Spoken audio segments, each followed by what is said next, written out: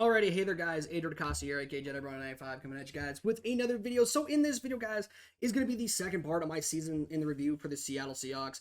And in this video, guys, I'm going to talk about the Geno Smith situation and what I think the Seahawks should look to do going forward into the offseason now that the season is officially done for the Seattle, as they were just eliminated in the wild card game by the San Francisco 49ers. I'm going to talk about what I think the Seahawks should do, where I think they should do with the Geno Smith situation, their draft picks, who I think the Seahawks need to plug in for some holes in the roster. Which, don't get me wrong, the roster has a decent amount of holes in it as it is. But overall, I think, there are some things that the Seahawks could absolutely do to try and solidify it through the draft. So before we get too deep into this conversation, guys, if you guys do like this type of content and wish to see more, hit the like button below and subscribe if you guys are new to the channel, as well as leave a like. Both things help me out in the algorithm, and both things let me know that you guys are enjoying the content you are watching. And if you guys could leave a comment as well, let me know what you guys think overall. Do you guys think the Seahawks should do this? Should they do that? Obviously, do not be afraid to let me know. I would love to hear your guys' thoughts on this, as I do think this is probably a very intriguing conversation to have. And I'm always interested to hear what you guys have to say. But moving on with the Geno Smith situation, what the Seahawks should do specifically with Geno Smith and their draft picks moving forward. Now, this is probably going to be maybe about a 10-minute video. Going to be much less than the last one. But for the Seahawks overall, I do think the Seahawks absolutely should keep Geno Smith. He has proven to me, as well as everybody else, that he is not done.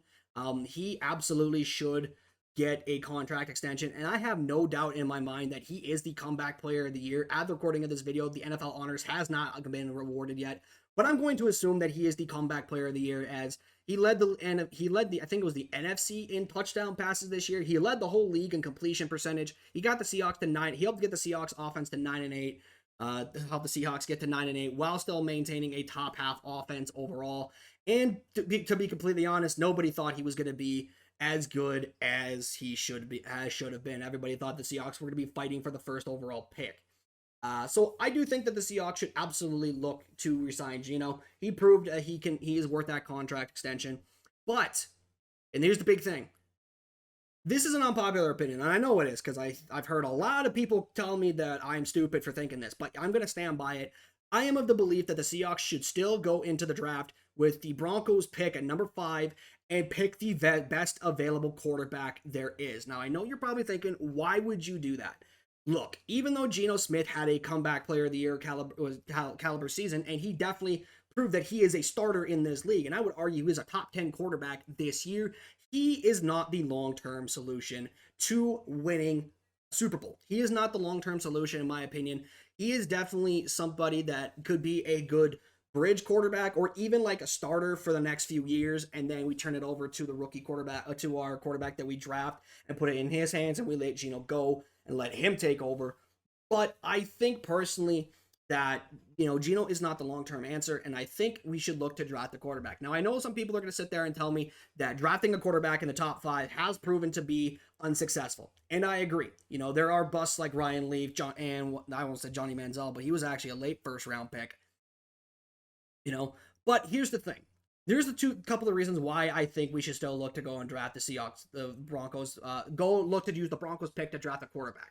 First of all, it would be hilarious to draft a new franchise quarterback with the Broncos' 5th overall pick, considering that their quarterback this year sucked. That would be hilarious. Number 2, a lot of the reasons that people point out the fact that these quarterbacks are busts, a lot of these times it's because of the fact that the situation that they get drafted into isn't necessarily the best situation. I think we can all agree with that.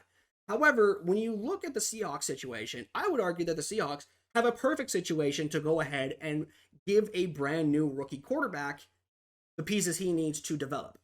We have good weapons in DK Metcalf and Tyler Lockett, who again are a top 3 receiver duo. Kenneth Walker is a really, really good running back, and I'm underselling him when I say really, really good. Kenneth Walker definitely is a superstar in the making. Even then, DJ Dallas is a competent backup.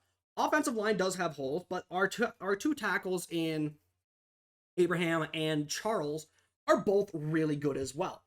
And on top of that, we have an offensive play caller that knows how to get the best out of his receivers and his players and his personnel. At least in my opinion, I think Shane Waldron worked wonders with the Seahawks offense this year, even though I think the Seahawks offense overall was okay, even though Pete Carroll, I think, held the offense back a small amount.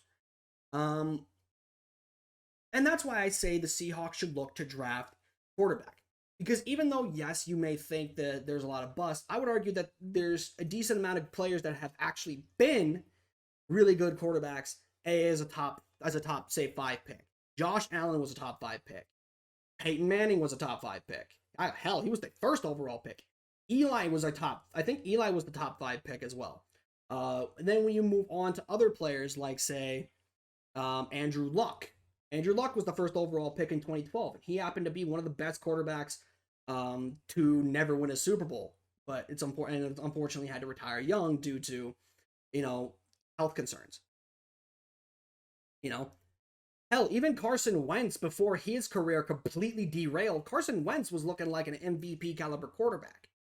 So it's not like you can't find a top tier quarterback in the top 5 of the draft. And I would argue that with this draft class, I think we should pull the trigger on a quarterback. I know some people probably want to say pass rusher, a lineman, even linebacker now that Jordan Brooks is probably out for next year. However, I just think that with later in the draft, and more specifically later rounds, we could absolutely find somebody else to be a good substitute at those positions, specifically on the offensive line in terms of the interior offensive line. I would not go into the draft this year looking to draft a lineman as a top 5 pick, especially in this class. If the quarterback class was not this good, I would say, yeah, go ahead and draft a lineman. But I think we should be looking for long-term as well as the current present. Now, other things I think the Seahawks should do with their other picks this year. I would argue that they should go for an interior offensive lineman, more specifically a guard. I think the Seahawks should look for a guard this year. I would also like to see them go after a maybe a tight end if Noah Fant is not producing the way he should be. I would say Noah Fant.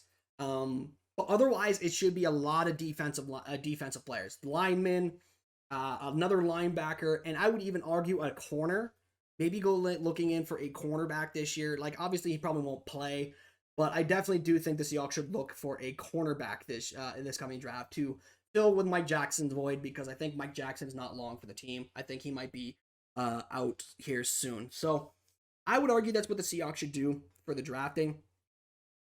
Free agency, this is a bit of a hot take, but other than re-signing Geno and maybe like Uchenna, because whoever else is like on the books this year, because I know Uchenna and I know Geno are, but other than those, I would actually stay out of the free agency market this year. I would look to continue to develop the young pieces like Kobe and Griffin, Kobe and Reek, as well as maybe as well as the tackles and the young offensive guard that we look to draft if the Seahawks actually listen to what I have to say, which I don't think they will, but I mean, who knows? But I think we should be looking to continue to develop and give our young guys the chance to become what they could be. Right? That's what I would argue. I would not go into free agency, because free agency for me is one of those times where you jump into it if you're like really close, but you need that extra person to take you over the top. And I don't think the Seahawks are close to being a Super Bowl contender yet. However, I think that they can get there if the management does its job, which Schneider just doesn't. I don't know what he does, but I don't know why he does the things that he does. But that's going to be the end of the video, guys. Again, real short video, but I hope you guys did enjoy. Hit the like button below again if you guys did. Subscribe if you guys are new to the channel. And with that, I'll see you guys in the next video. I'm out. Peace.